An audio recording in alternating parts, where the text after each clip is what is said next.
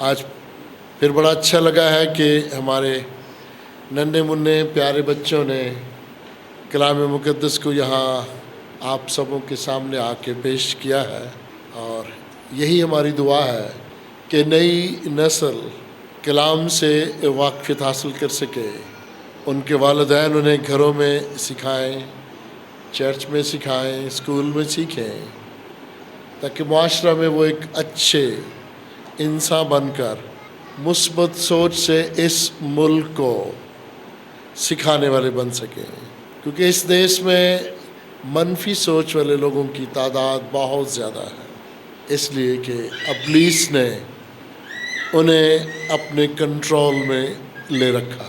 لیکن جن لوگوں کے دلوں میں خداوند کا زندگی بخش کلام ہوگا، وہ ان کی سوچوں کو بدل کے رکھ دیتا ہے۔ کلام مقدس ہر ایک کو بدل دیتا ہے، سخت دلوں کو بھی بدل دیتا ہے، چوروں، ڈاکوؤں، قاتلوں کے دلوں کو بھی بدل دیتا ہے، جنہیں جیل یا قید، جسمانی قید نہ بدل سکے، انہیں خدا کا کلام بدل سکتا ہے۔ ہم نے کلام کی اس روشنی کو اپنے بچوں کے وسیلہ اس دیش میں اور اس جہاں میں پھیلانا ہے۔ خداوند آج آپ سبوں کو اس زندگی بخش کلام کے وسیلہ ڈھیروں روحانی اور دنیوی برکات سے نوازیں۔ عزیزو، ہم نے یساع نبی کی انجیل، یساع نبی کا صحیفہ، اس کا بالخصوص 53واں باب شروع کیا تھا۔ ویسے میں نے آپ کو بتایا تھا کہ اس میں 7واں، 11واں، 32واں، 42واں اور 61واں ابواب، یہ سارے ابواب جو ہیں وہ یسوع مسیح کی انجیل کے حوالہ سے بہت کچھ بیان کرتے ہیں، اس لیے اسے یساع نبی کی انجیل کہا گیا ہے۔ پھر عزیزوں، میں نے بتایا تھا کہ مسیح مصلوب کے اس خوبصورت مضمون میں خداوند یسوع مسیح کی تاریخ یساع نبی کی اس انجیل میں پائی جاتی ہے۔ پھر یساع نبی کی اس انجیل میں خداوند یسوع مسیح کا مشن، مقصد اس دنیا جہاں میں آنے کا۔ پھر اسی انجیل میں یسوع مسیح کے ان ناموں کا ذکر ہے، اور پھر اسی انجیل میں خداوند یسوع مسیح کی خاصیتوں کو بیان کیا گیا ہے۔ اور ہم نے پہلے 3 حصے پچھلے ماہ میں پچھلے سبت سیکھنے کی کوشش کی تھی، لیکن ہم سارا ختم نہیں کر سکے، اور آخر میں ہم نے خداوند یسوع مسیح کی خاصیتوں پر غور کیا تھا، اور اس میں ہم نے پہلی خاصیت جو سیکھی تھی وہ خداوند یسوع مسیح نور ہے۔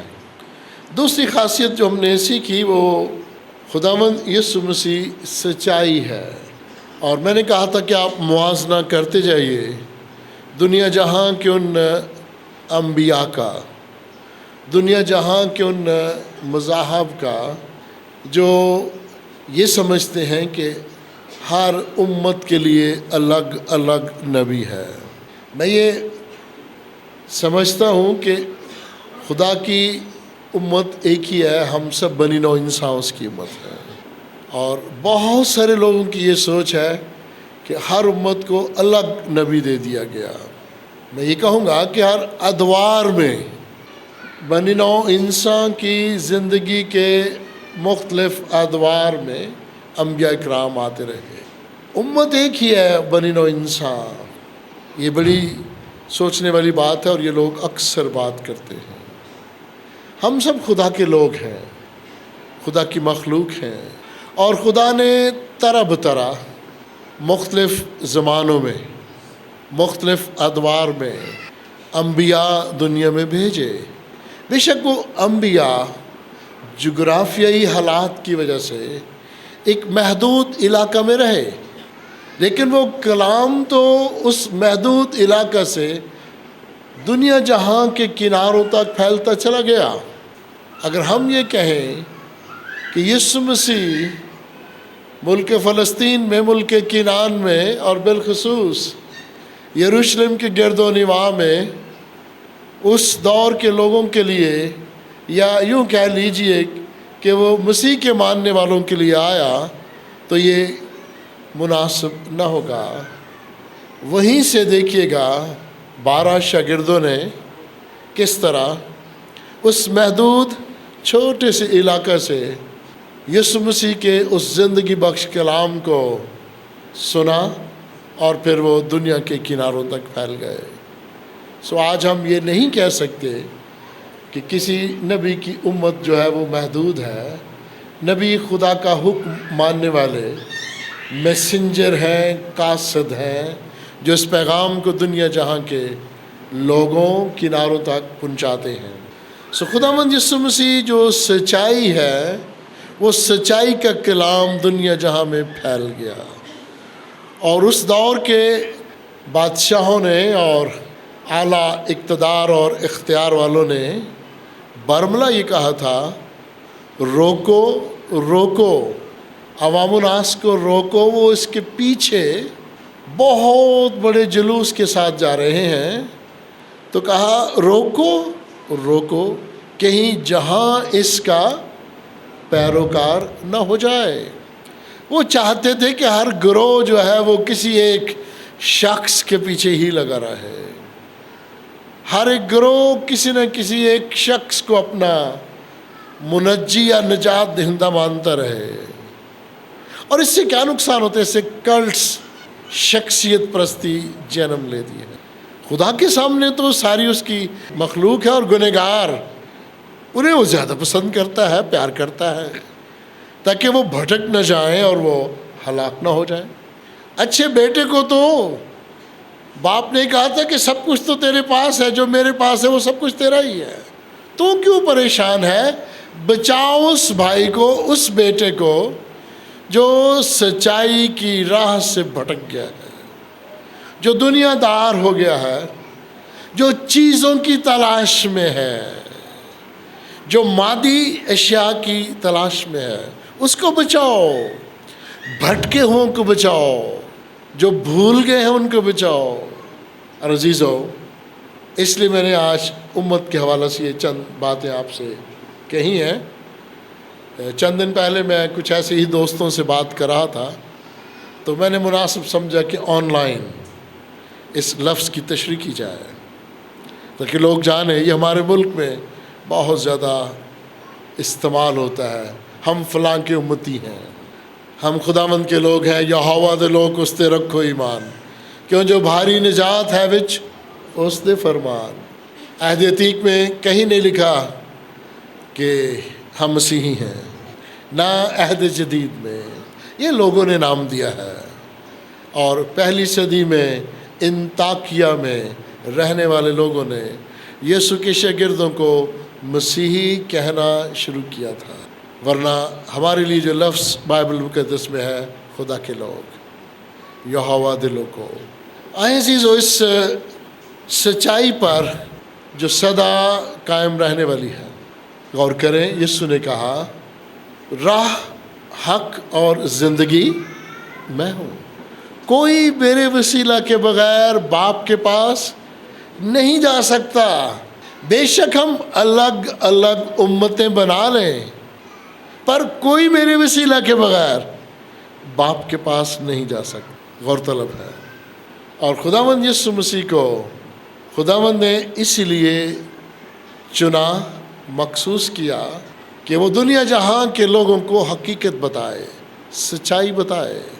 اور کتنا اچھا ہوا 2000 سال پہلے تقریباً یسوع مسیح انسانی روپ میں دنیا میں آئے، اور انہوں نے خدا کی وہ خاصیتیں جن سے لوگ آشنا نہ تھے، خداوند نے ان پر ظاہر کی، اور انسانی بدن میں، تاکہ لوگ حیران ہو جائے۔ ورنہ لوگوں کو تو پتہ ہی نہیں تھا نا کہ خدا کہاں ہے، وہ تو ڈرتے تھے۔ خدا روح ہے، اور اس نے مناسب جانا کہ وہ بدنی صورت میں دنیا میں آئے، اپنی خاصیتیں جو اس نے ہم انسانوں میں بھی ڈالی ہیں وہ ظاہر کرے۔ تیسری خاصیت جو آج میں آپ کے گوش گزار کرنا چاہتا ہوں. ہمارا خداوند دلوں کو جانچتا ہے. اب اس جہاں میں بہت سارے ایسے سادھو، فقیر، درویش ہیں. بزرگوں نے لوگ کہتے ہیں، بابا جی بھی کہتے ہیں. ان سے پوچھتے ہیں دلوں کا حال. کیوں جی ایسے ہی ہے نا، اپنی جیب سے پیسے خرچتے ہیں، انہیں دیتے ہیں اور وہ خوش ہوتے ہیں کہ ان کا کاروبار چل گیا ہے. کیا ہم نے کبھی یہ غور نہیں کیا کہ کلام مقدس میں دلوں کو جانچنے والا کس کو کہا گیا ہے؟ کم از کم جو مسیح یسوع پر ایمان لے آئے ہیں اور کلام مقدس سنتے اور پڑھتے ہیں انہیں پتہ ہونا چاہیے. لیکن وہ بھی نمبرز، کارڈز کھیلتے ہیں نا، ان پر یقین رکھتے ہیں. جوا، وہ بھی تو ایک قسم کے نمبرز ہی ہیں نا، اس پہ یقین رکھتے ہیں. بے شک ستاروں کا علم ہے، بے شک یہ جو ہاتھ پہ لکیریں ہیں ان کے مفہوم ہے، لیکن ان کو کنٹرول کرنے والا کون ہے؟ ستاروں کا حال بھی تو اس کی پاک مرضی کے بغیر آپ نہیں بتا سکتے نا عزیزو. ہاتھ کی لکیروں کو بھی وہ تو بدل دیتا ہے نا.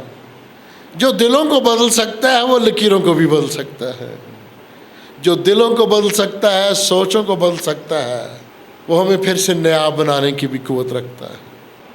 جو دلوں کو جانچتا ہے وہ سننے اور دیکھنے سے فیصلہ کرے گا. سنے گا بھی، دیکھے گا بھی اور دلوں کو پرکھے گا بھی. سچا منصف اس کی یہ خوبی ہے، اس کی یہ خاصیت ہے. جو 2 نمبر منصف ہوگا وہ یک طرفہ بات سنے گا اور فیصلہ کر دے گا.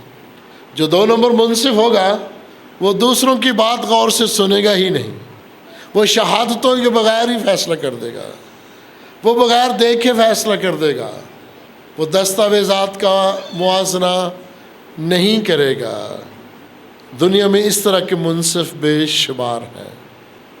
دلوں کو پرکھ سکتا ہی نہیں جو دنیاوی جج ہو. وہ اندازہ لگا سکتا ہے شکل و صورت سے یا دستاویزات سے اندازہ کر سکتا ہے، پر اس کو کیا پتہ ہے کہ اس کے دل میں کیا ہے. میں اور آپ جو یسوع کے ماننے والے ہیں، ہم اکثر یہ دعا مانگتے ہیں، خداوند مجھے انسانوں کو پرکھنے والی روح عطا کر. میں یہ دعا مانگتا ہوں اور بہت دفعہ مانگتا ہوں، کیونکہ جس دیش میں ہم رہتے ہیں اس میں بھیڑیں کم ہیں اور بھیڑیے زیادہ ہیں. اور کلام مقدس میں لکھا ہے، میں تم بھیڑوں کو بھیڑیوں کے درمیان بھیجتا ہوں. کبوتر کی مانند بھولے ضرور رہو، پر سام کی مانند ہوشیار رہو. اگر آپ سام کا جو کیریکٹر ہے، اس کی خاصیت جاننا چاہیں تو جو لوگ کبھی کبھار ٹی وی دیکھتے ہیں، اور کچھ ایسے انٹرنیشنل چینلز ہیں جن میں جانوروں کے بارے میں بہت کچھ دکھاتے ہیں، سکھاتے ہیں، اور میں کبھی کبھار جب سام کو دیکھتا ہوں، اس کے گھومنے کا انداز، چاروں طرف دیکھنے کا انداز، تو حیران ہو جاتا ہوں. انسان اس طرح چاروں طرف نہیں دیکھ سکتا جس طرح وہ گھومتا ہے. اور لکھا ہے، سام کی مانند ہوشیار رہو، کبوتر کی مانند بھولے رہو. تم بھیڑے ہو اور بھیڑیوں سے بچ کے رہو. خداوند سے دلوں کو پرکھنے کی دعا مانگو کہ اے خداوند تو مجھے پرکھنے کی روح عطا کر. میں منصف کی بات کر رہا تھا کہ وہ سچائی سے فیصلہ کرتا ہے، وہ راستی سے مسکینوں کا انصاف کرتا ہے. خداوند یسوع مسیح کی خاصیت، وہ سچا منصف ہے، راستی سے مسکینوں کا فیصلہ کرتا ہے اور اس زمین پر اپنا عدل، اپنی عدالت قائم کرتا ہے. ہم میں سے بے شمار لوگ کہتے ہیں کہ میرے ساتھ انصاف نہیں ہوا، زندگی میں میرے ساتھ انصاف نہیں ہوا. ہم یہ بھی شکوہ کرتے رہتے ہیں، جی فلاں جج نے مجھے انصاف نہیں دیا. ٹھیک ہے، یہ باتیں غلط نہیں ہیں، لیکن ہمارا خداوند وہ زمین کے خاکساروں کا، مسکینوں کا بھی اسی طرح فیصلہ کرے گا جس طرح کسی با اثر شخص کا. اس جہاں میں با اثر اشخاص کا انصاف دنیوی جج اچھے طریقے سے کر نہیں سکتے، پر ہمارا خداوند، اس کے سامنے چاہے نبوکت نظر ہو اور چاہے فرعون ہو، وہ انصاف کر سکتا ہے۔ پھر یسوع نبی کی ہی کتاب میں 11ویں باب میں خداوند یسوع مسیح کی ایک اور خوبصورت خاصیت ہے، یہ 5ویں خاصیت ہے۔ خداوند یسوع مسیح راست باز ہے، اس کی کمر کا پٹکا راست بازی ہوگا اور اس کے پہلو پر وفاداری کا پٹکا ہوگا۔ 2 پٹکے، راست بازی کا، صحیح راستے پر چلنے والا، اور دوسرا پٹکا وفاداری کا۔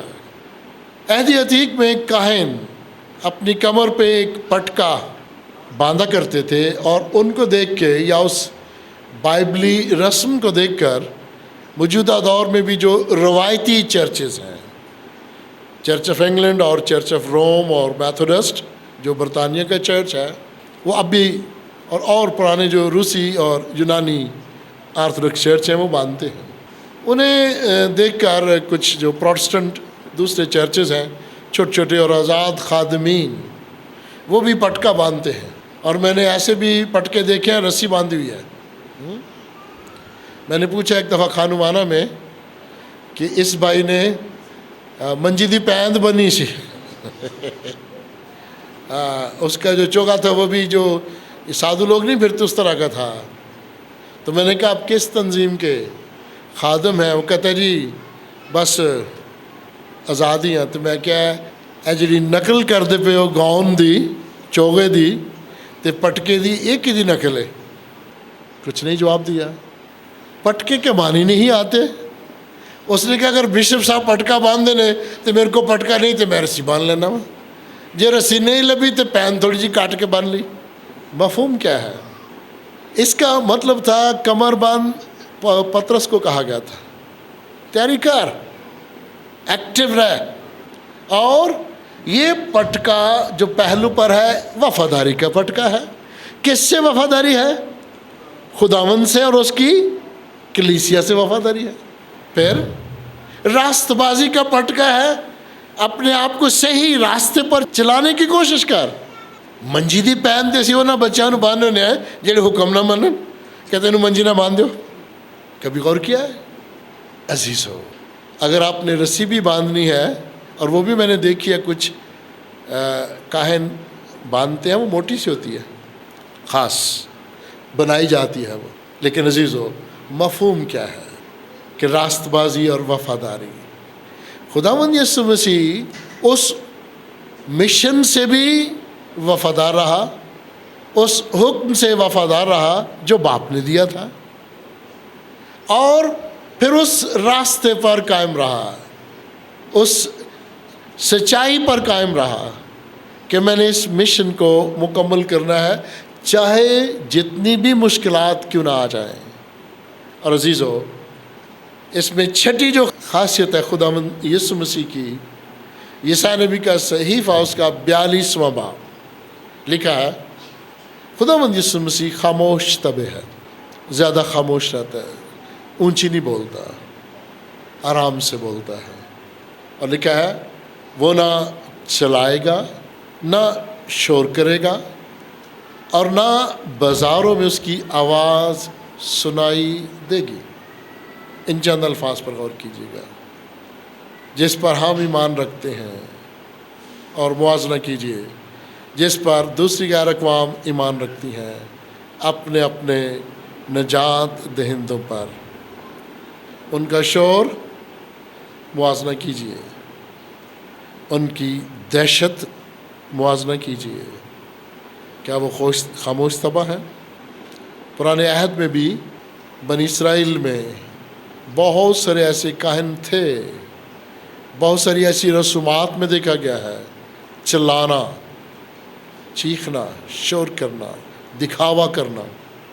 خداوند یسوع مسیح نے چپ کے وہ کام کر ڈالا جو اس دور کے سردار کاہن سوچ بھی نہیں سکتے تھے۔ اور آج کے دور میں جو بڑے بڑے سو کالڈ، جو اپنے آپ کو بڑے بڑے نبی کہتے ہیں، استاد کہتے ہیں، رسول کہتے ہیں، ہماری اپنی کلیسیا میں لوگ اپنے آپ کو رسول کہہ کے نام تو اچھا استعمال کر لیتے ہیں، لیکن اس رسالت کے معنی کو نہیں سمجھتے۔ عزیزو، ہمارا خداوند نہ چلائے گا، نہ شور کرے گا، نہ اس کی بازاروں میں آواز سنی گئی، بلکہ اس کے برعکس، میرے ساتھ مل کر بولیے گا، وہ ستایا گیا، توبی اس نے برداشت کی اور منہ نہ کھولا۔ کسی کو ناجائز مار رہے ہو نا تو منہ کھولتا ہے، وہ شور کرتا ہے۔ خداوند یسوع مسیح نے منہ نہ کھولا۔ اور پھر پڑھیے گا، جس طرح بھیڑ اپنے بال کترنے والوں کے سامنے بے زباں ہے، اسی طرح وہ خاموش بھی رہا۔ آمین۔ باپ کے مشن کو پورا کرنے کے لیے اس نے مکمل تابعداری کا ثبوت بھی دیا، خاموش بھی رہا، بڑبڑایا نہیں، گرمبلنگ نہیں کی، چپ رہا، شور نہیں کیا۔ کتنی بڑی بات ہے۔ اس خاصیت کے لیے خداوند کا شکر ادا کرتے ہیں، اور یہ خاصیت خداوند ہمیں عطا کرنا چاہتا ہے ہم میں، لیکن بات یہ ہے ہم اس کو اجاگر کرتے ہیں یا نہیں۔ پولس رسول ایک خوبصورت مثال ہے۔ وہ بادشاہوں کے سامنے دکھ بھی اٹھاتا رہا، توبہ برداشت کی ہے۔ یوحنا عارف کے بارے میں پڑھیے گا، خداوند یسوع مسیح کے شاگردوں کے بارے میں پڑھیے گا، اور بہت سارے لوگ برِ صغیر اور افریقہ میں ماڈرن مشنز کی تاریخ میں ہلاک ہوئے ہیں، چپ رہے، خاموش رہے، اور مسیح کی خاطر، مشن کی خاطر اپنی جان قربان کر دی۔ ساتویں خاصیت ہے، یسوع مسیح شرافت رکھتا ہے، وہ شریف ہے۔ میں نے ایسے بھی رہنما دیکھے ہیں، دینی اور سماجی رہنما، آپ ان کو چھیڑ کے دیکھیں ذرا، ان کا نام الٹا لے کے دیکھیں ذرا، پھر آپ کا حال وہی ہوگا جو کسی فٹ بال کا ہوتا ہے۔ عزیزو، وہ ایسا شریف نفس انسان ہے، وہ تو ٹمٹماتی بتی کو بھی نہیں بجھاتا، ٹمٹماتی بتی کو بھی نہیں بجھاتا، وہ تو مسلے ہوئے سرکنڈے کو بھی نہیں توڑتا، اتنا شریف۔ اور پھر وہ نہ زمین، ان الفاظ پر غور کیجئے، یا کسی سیارے مثلاً چاند یا کسی شے یا کسی شخص کو نقصان نہیں پہنچاتا۔ سمجھ گئے آپ؟ وہ خالق ہے، وہ مالک ہے، وہ نہ چاند کو، نہ کسی سیارے کو، نہ زمین کو، نہ کسی شے کو نقصان نہیں پہنچاتا۔ وہ تو انہیں بچانے والا ہے، وہ تو انہیں بنانے والا ہے۔ وہ تو انتہائی گنہگار شخص کو بھی کہتا ہے، اس کو نہ مارو، اس کو بچاؤ، کوئی اس کو پتھر بھی نہ مارے۔ اس کی شرافت دیکھیے گا۔ اور جو بدمعاش منصف ہے، خود بھی بدمعاشی کرتا ہے اور پھر کہتا ہے کہ لاؤ ان مسکینوں کو، ان کو بھی مارو۔ شریف منصف میں فرق ہے۔ اور عزیزو، آٹھویں خاصیت، خداوند یسوع مسیح مستقل مزاج ہے، وہ ثابت قدم ہے۔ یہ بھی یسایا نبی کی کتاب ہے، 42واں باب ہے اور اس کی 19ویں آیت ہے۔ مستقل مزاجی، ثابت قدمی، وہ ماندہ نہ ہوگا، وہ تھکے گا نہیں، وہ ہمت نہیں ہارے گا، جب تک کہ عدالت کو زمین پر قائم نہ کر لے۔ مشن بھی بہت بڑا ہے اور مشن لمبا بھی بڑا ہے، کئی ہزار سال لگ گئے ہیں عزیزو، اور ابھی اور لگیں گے، لیکن وہ دلوں میں عدالت کر رہا ہے۔ اور ہم کہتے ہیں تیری بادشاہی آئے، تیری مرضی جیسی آسمان پر پوری ہوتی ہے زمین پر بھی ہو۔ کئی لوگ لفظی لحاظ سے کہتے ہیں اس کی بادشاہت ابھی آنے والی ہے، اس کی بادشاہی جو نظر آنے والی ہے وہ آنے والی ہے، لیکن جو اس کی اندیکھی بادشاہت ہے وہ تو آ چکی ہے، وہ تو ہمارے دلوں میں سکونت کرتا ہے۔ ہم جو اس پر ایمان رکھنے والے لوگ ہیں، पंजाबी में कहूँगा, हमें इतनी फिक्र नहीं है, सानू इन्हीं काल ही नहीं, हमारा ईमान है, वो दिलों में सुकूनत करता है। और जब कभी जहाँ कहीं हम मुसीबत में फंस जाते हैं वो आन पहुँचता है। इसका ये मतलब हुआ कि वो हाजिर है, अदल के लिए हाजिर और नाजिर है, अदल के लिए हमारी फ़िक्र करता है और हमें संभालता है। उसकी नौवीं खासियत है दूसरों की खातिर दुख उठाने वाला। कितनी बड़ी बात है कि जो खालिक है, जो मालिक है, जो दुनिया जहां का बादशाह है, अदल करने वाला है, वो दुख उठाता है दूसरों की खातिर। ये खासियत ऐसी है, हमें भी सिखाता तुम भी दुख उठाओ दूसरों की खातिर। मैं उन अज़ीम मिशनरीज़ को सलाम पेश करता हूँ जो 200 साल पहले इस देश में आए और अजीज़ों अपनी जान को भी दुख दिया, अपने जिस्म को भी दुख दिया, पर बनी नौ इंसान की वो खिदमत की जो आज हम सोच नहीं सकते। ये क़ुव्वत उन्हें किसने दी? ये खूबी, ये लियाकत, ये खासियत किसने उनके दिलों में डाली? ये खूबी, ये खासियत, ये लियाकत खुदावंद हमारे दिलों में भी डालना चाहता है कि हम भी साबित कदम रहकर दूसरों की खातिर दुख उठाने वाले बन जाएं। मिटा दे अपनी हस्ती को अगर कुछ मर्तबा चाहे कि दाना खाक में मिलकर गुलो गुलजार होता है। ज़रा दुखों में से गुज़र के तो देखें ना, किसी की मदद करके तो देखें ना, चंद 100 की मदद करें, चंद रुपयों की मदद करें और देखें खुदा आपको हज़ारों लाखों देगा। किसी के दुख में शरीक हों और देखिए खुदावंद आपको कितना सुकून देगा। किसी की छोटी सी मुसीबत में उसकी मदद करें, खुदावंद आपकी बड़ी मुसीबत में आपकी मदद करेगा। किसी को एक गिलास ठंडा पानी दे के देखें, खुदावंद उसका अजर आपको देगा। प्यारी बहनों और प्यारे भाइयों, हमारा खुदावंद जो न थकता है न हिम्मत हारता है, हमें भी इसी जज्बे से नवाजना चाहता है कि थको मत, घबराओ मत, हिम्मत ना हारो, अभी मंजिल बड़ी दूर है। जिस रास्ते पे तुम चल रहे हो ये तंग रास्ता है, कुशादा रास्ते में तो जो मर्जी करो, तंग रास्ते में से गुजरते हुए आपको चंद असूलों को जहन में रखना होगा। अजीज़ों, वो दूसरों की खातिर दुख उठाने वाला ऐसा शख्स जिसका चेहरा देखकर लोग हैरान हो गए, जब उसे मसलूब किया गया तो उसका जिस्म आम बनी आदम से ज़्यादा बिगड़ गया था। इतना दुख, लोग उसके चेहरे को देखकर धांग रह गए थे। लेकिन बाप को पसंद आया कि उसे कुचले, बाप को पसंद है कि उसे कुचले। इंसान उसे कुचल नहीं सकता था। बाप ने कहा होने दो, उसे कुचला, उसे गमगीन किया। यशायाह नबी की किताब 53 बाब है और 7वीं आयत है, उसने उसे गमगीन किया। पर जब उसकी जान गुनाह की कुर्बानी के लिए गुजरानी जाएगी तो अपनी नस्ल को देखेगा।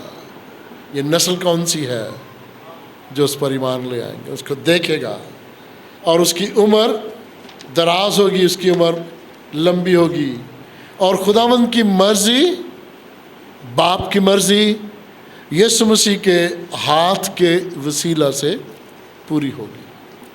अजीज़ों, खुदावंद की ये 10वीं खूबी है, खासियत है, वो तरस खाने वाला है। और तरस कैसे खाता है? उसने हमारी मुशक्क़तें उठा ली, हमारा बोझ उठा लिया, हमारे गुनाह उठा लिए। हम दुनिया में देखते हैं ज़्यादा बोझ, जो ज़्यादा ताकतवर इंसान वो कहता है मैं उठाता हूँ, और पीछे कहता है औरतों को आप ऐसे ही चलो। सादा सी मिसाल है। और गुनाहों का बोझ और मुशक्क़तें यीशु दुनिया जहां के लोगों को बताता है कि मैं उठाने के लिए तैयार हूँ। एक शख्स जो कभी दानिस्ता या गैर दानिस्ता कत्ल कर बैठता है ना, सारी उम्र उसको उसका ज़मीर मुलामत करता रहता है। वो जो ज़मीर मुलामत करता है وہ اس کے ذہن پر بوجھ ہوتا ہے. کیوں جی؟ اور آپ مجھے بتائیں وہ بوجھ کتنا بھاری ہوتا ہے؟ ایک گناہ کا بوجھ. ایک گناہ کا بوجھ اسے میٹھی نیند نہیں آنے دیتا. ہم چھوٹی سی غلطی گھر میں کرتے ہیں، ماں باپ غصے ہوتے ہیں، ہم رنجیدہ ہو جاتے ہیں. اس رنجیدگی میں ماں سوچتی ہے میں نے اپنے بچے کو آج مارا ہے.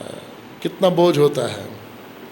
کسی کو ستا لیں تو بوجھ ہوتا ہے کہ میں نے کیوں ستایا، میں نے کیوں کسی کا ناحق چھینا، میں نے کیوں ناحق خون بہایا. کتنا بڑا بوجھ ہوتا ہے. ہم بیمار ہو جاتے ہیں. ایک گناہ کا بوجھ، 10 گناہ کا بوجھ ہم لے کر چل پھر نہیں سکتے، ہم بیمار ہو جاتے ہیں. اور یہاں دنیا جہاں کے گنہگاروں کا بوجھ کتنا زیادہ ہوگا. اس نے عزیزو ہماری مشقتوں کو، ہمارے گناہوں کو اٹھا لیا، ہمارے غموں کو برداشت کیا، پر ہم نے اسے خدا کا مارا کوٹا اور ستایا ہوا سمجھا. ہم نے شکر گزاری پیش نہیں کی. ہم نے نہیں کہا کہ خداوند تیرا شکر ہو. پر جو کہتے ہیں خداوند تیرا شکر ہو، خداوند انہیں طرح طرح کی برکات سے نوازتا ہے. خداوند تیرا شکر ہو، تو نے اپنے بیش قیمت خون سے ہمیں خرید لیا. خداوند تیرا شکر ہو، تو نے ہمارے بے شمار کرمزی گناہوں کو دھو ڈالا. تیرا شکر ہو. خداوند یسوع مسیح کی 11ویں خاصیت وہ حلیم ہے، اور حلیمی کا درس اس نے پہاڑی واز میں مبارک بادیوں میں بھی ہمیں دیا ہے. مبارک ہے وہ جو حلیم ہے. حلیمی ایک بہت بڑی خوبی اور خاصیت ہے. اور لکھا ہے وہ ستایا گیا تو بھی اس نے برداشت کی. اس نے منہ نہ کھولا. پہلے بھی میں نے بتایا کہ دکھوں میں اس نے منہ نہیں کھولا. اور جس طرح براج سے ذبح کرنے کو لے جاتے ہیں، اور جس طرح بھیڑ اپنے بال کترنے والوں کے سامنے بے زباں ہے، اسی طرح وہ خاموش بھی رہا. یہ ہے وہ قربانی جو خوشی سے اپنی مرضی سے دی جا رہی ہے. اپنی مرضی سے کفارہ کی طرف خداوند بڑھ رہا ہے. پھر اس کی 12ویں خاصیت ہے وہ بے گناہ تھا. وہ بے گناہ تھا اور اس کی قبر شریروں کے درمیان ٹھہرائی گئی. دنیا کا نظام دیکھیے گا. وہ حلیم تھا، وہ غریب تھا، وہ مسکین تھا، پر وہ اپنی موت میں دولت مندوں کے ساتھ شامل ہو گیا. اس کی قبر دولت مندوں والی تھی. اس کو جو جس کپڑے میں لپیٹا گیا، جس پوشاک میں اس کو رکھا گیا، وہ بھی عام آدمی والی نہیں تھی. وہ دولت مندوں میں شمار ہوا، حالانکہ اس نے کسی طرح کا ظلم نہ کیا، اور اس کے منہ میں ہرگز چھل نہ تھا. پھر عزیزو اس کی 13ویں خاصیت ہے خداوند یسوع مسیح دوسروں کو بچانے کی قوت رکھتا ہے. خود قربان ہو گیا، خود دکھ اٹھائے. اس کے ماننے والے اور دوسرے دیکھنے والے وہ کہتے ہیں کہ اگر یہ طاقتور ہوتا، اگر یہ قدرت والا ہوتا تو اپنے آپ کو بچا لیتا.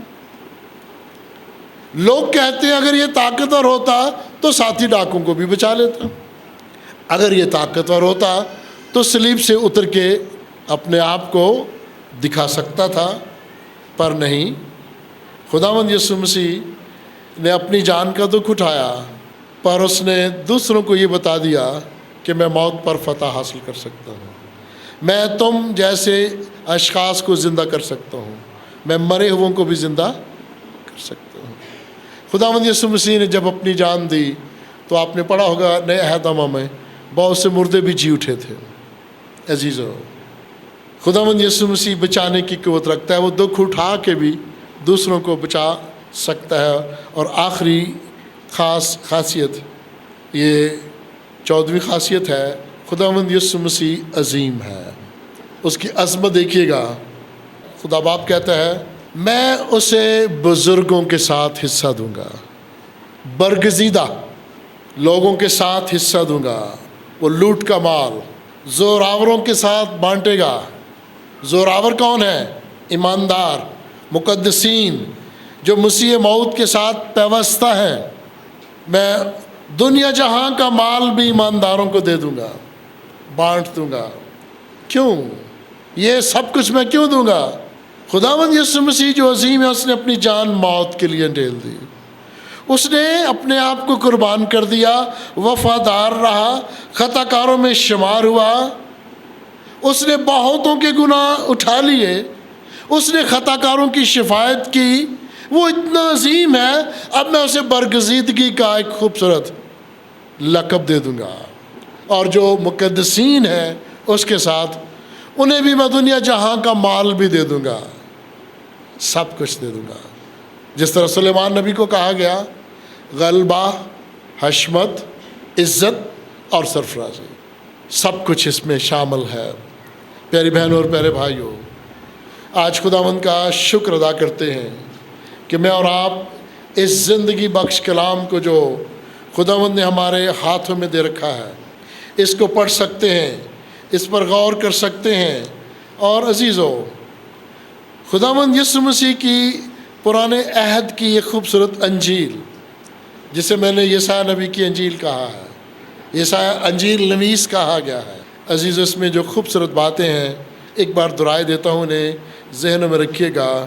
خداوند یسوع مسیح نے یسایہ نبی کے ذہن کو کھولا، الہام کے وسیلے اسے وہ سب کچھ کہا کہ لکھ، اور وہ یسوع مسیح کی تاریخ لکھ رہا ہے، یسوع مسیح کا مقصد، مشن وہ لکھ رہا ہے، خداوند یسوع مسیح کے ناموں کا ذکر کر رہا ہے۔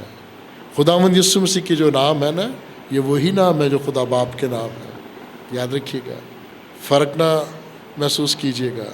یہ جو خوبیاں، خاصیتیں نا، یہ خدا باپ کی ہیں جو اس بیٹے میں ہیں۔ کچھ لوگ خدا کے ناموں کی بات کرتے ہیں، اکثر کہتے جی 99 نام ہیں۔ وہ نام جو ہے خاصیتیں ہیں، وہ خوبیاں ہیں۔ وہ کرم کرنے والا ہے، وہ رحم کرنے والا ہے، وہ فضل کرنے والا ہے، وہ محبت کرنے والا، یہ خاصیتیں ہیں۔ ان کو لوگ نام بھی کہہ دیتے ہیں۔ عزیزو، آئیں اس زندگی بخش کلام کو اپنے دلوں میں بسنے دیں اور خداوند سے وہ برکات حاصل کریں جس کا وعدہ اس نے ایمانداروں سے کیا ہے۔ اپنے سروں کو جھکائیں گے، دعا مانگیں گے، اور میں آج کے زندگی بخش کلام کے لیے، کلیسیا کے لیے، وطن عزیز کے لیے، اور وطن عزیز میں جو بے چینی پائی جاتی ہے، بدامنی پائی جاتی ہے، اور یورپ میں، امریکہ میں، افریقہ میں، ایشیا میں جو بدامنی ہے، اسے بھی خداوند کے حضور پیش کیجیے گا۔ آئیں اپنے سروں کو جھکائیں۔